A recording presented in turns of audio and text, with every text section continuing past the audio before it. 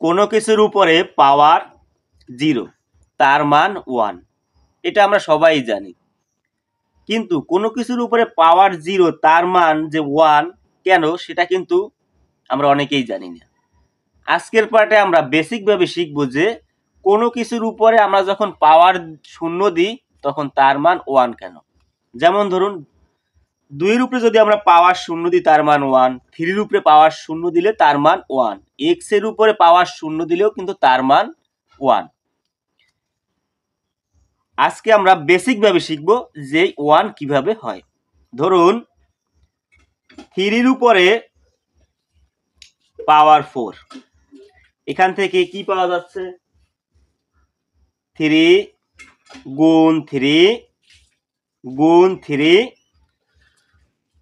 গুণ 3, 4টা 3। আমরা যদি 4টা 3 কে গুণ করি তাহলে আমরা পাবো 3 3 9, 3 9 27, 27 গুণ 3 হবে 81। আচ্ছা, যদি কোনো কিছুর উপরে 3 এর উপরে পাওয়ার 3 থাকে তাহলে হবে 3টা 3 গুণ অবস্থায় থাকবে। একে যদি আমরা মাল্টিপ্লিকেশন করি 3 3 9, 3 9 27। কোনো কিছুর উপরে পাওয়ার যদি 2 থাকে, মানে 3 এর উপরে পাওয়ার 2, তাহলে 3 গুণ 3, এখানে আমরা পাবো 9। ভালো করে লক্ষ্য করুন, এখান থেকে যদি আমরা এখানে আসি তাহলে কিন্তু আমাদের 3 দ্বারা ভাগ করতে হবে, তাহলেই কিন্তু আমরা নিচেরটা পাবো। আবার 27 কে যদি আমরা 3 দ্বারা ভাগ করি তাহলে কিন্তু আমরা এই 9 পাবো। আবার যদি আমরা 3 এর উপরে পাওয়ার 1 দিই তাহলে একটা 3, সেই একটা 3 কিভাবে আসলো?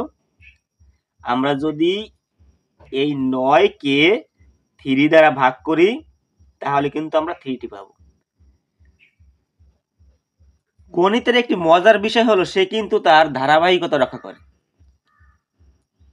যেমন 81 কে আমরা 3 দ্বারা ভাগ করে 27 পেয়েছি, 27 কে আবার 3 দ্বারা ভাগ করে 9 পেয়েছি, 9 কে আবার 3 দ্বারা ভাগ করে 3 পেয়েছি। হঠাৎ করেই কিন্তু সে তার ধারাবাহিকতা পরিবর্তন করে না। এটাই গণিতের সবথেকে মজার একটি বিষয়। তাহলে আমরা এখানেও কি ধারাবাহিকতা পরিবর্তন করবে? না। 3 এর উপরে যদি পাওয়ার 0 দিই তাহলে কি হবে? তাহলে যে কাজটি হবে, এই 3 কে 3 দ্বারা ভাগ হবে। তাহলে 3 কে 3 দ্বারা যদি আমরা ভাগ করি, এখানে তো কিছুই নেই। এই 3 কে আমাদের 3 দ্বারা ভাগ করতে হবে, তাহলে এর মান পাবো আমরা 1। এভাবেই কিন্তু কোনো কিছুর উপরে পাওয়ার 0 হলে তার মান 1 আসে। এবার যদি আপনি বলেন যে এর উপরে -1 মান থাকে, 3 এর পাওয়ার -1, তখন কি হবে? তখন সেম প্রসেস, এই ভাগ 3 হবে। তাহলে ভাগ 3 হলে আমরা কি জানি, উপরে 1 যাবে, নিচে 3 যাবে। 3 এর উপরে যদি পাওয়ার -2 হয় তাহলে কি হবে? তাহলে সেম প্রসেস, এখানে 3 দ্বারা ভাগ হবে। ভাগ হলে আমরা কি জানি যে 1/3 ভাগ 3। এটা যদি আমরা ক্যালকুলেশন করি, গুণ করলে কিন্তু কি হবে, নিচের 1 উপরে আর 3 যাবে নিচে, গুণ করলে হবে 1/9। আমরা কিন্তু একে এভাবে না লিখে এভাবেও লিখি যে 3 স্কয়ার। এরকম ভাবে কিন্তু পর্যায়ক্রমে সে তার ধারাবাহিকতা রক্ষা করে চলতেই থাকবে। এই বিষয়টা আমরা আরেক ভাবেও প্রমাণ করতে পারি। ধরুন আমরা লিখলাম 3 এর উপরে পাওয়ার 0 সমান সমান 3x - x। এভাবেও কিন্তু আমরা প্রমাণ করতে পারি। সেটা কিভাবে? আমরা যদি একে আলাদা করি তাহলে আমরা জানি 3 একবার x আর 3 একবার পাবে -x। 3 এর উপরে পাওয়ার x আর মাইনাসটা উঠিয়ে দিলে আমরা জানি 1 হয়, এবং নিচে হবে 3x। কাটাকাটি করলে এর মান হবে কিন্তু 1। এভাবেও কিন্তু আমরা প্রমাণ করতে পারি যে কোনো কিছুর উপরে, আমি 3 দিয়ে দেখালাম, আপনি যে কোনো কিছু দিয়ে ট্রাই করলেই তার মান কিন্তু 1 আসবে।